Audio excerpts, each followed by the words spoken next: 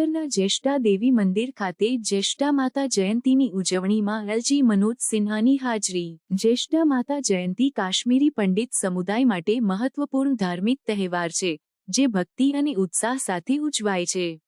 આ વર્ષે lieutenant governor Manoj Sinha શ્રીનગરના જ્યેષ્ઠા દેવી મંદિર ખાતે આયોજિત મહાયજ્ઞમાં ભાગ લીધો અને શાંતિ અને સમૃદ્ધિ માટે આશીર્વાદ મેળવ્યા। તેમની હાજરી ભક્તો દ્વારા સ્વાગત કરવામાં આવી, જેમણે તંત્રના આયોજનની પ્રશંસા કરી। ઉત્સવ દરમિયાન અશોક કૌલ, ભાજપના વરિષ્ઠ નેતા, મંદિરના પુનઃનિર્માણ પ્રયાસોની પ્રશંસા કરી અને ભક્તો માટે કરવામાં આવેલા આયોજનની પ્રશંસા કરી। તેમણે જમ્મુ અને કાશ્મીરમાં 40 મંદિરોના પુનઃનિર્માણની ઓનગોઈંગ કામગીરીને રેખાંકિત કરી ધાર્મિક વારસાને જાળવી રાખવાની મહત્વતા પર ભાર મૂક્યો। મંદિર વ્યવસ્થાપન સમિતિએ પણ તંત્ર તરફથી મળેલા સહકારથી સંતોષ વ્યક્ત કર્યો।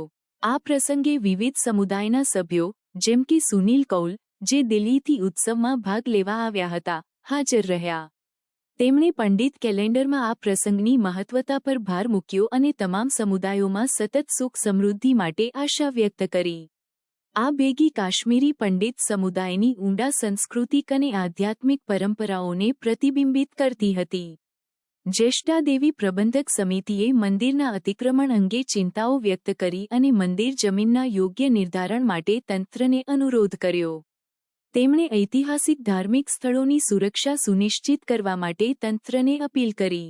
આ ઉજવણી સમુદાયની સંસ્કૃતિ અને પરંપરાઓને જાળવી રાખવાની પ્રતિબદ્ધતાને દર્શાવે છે।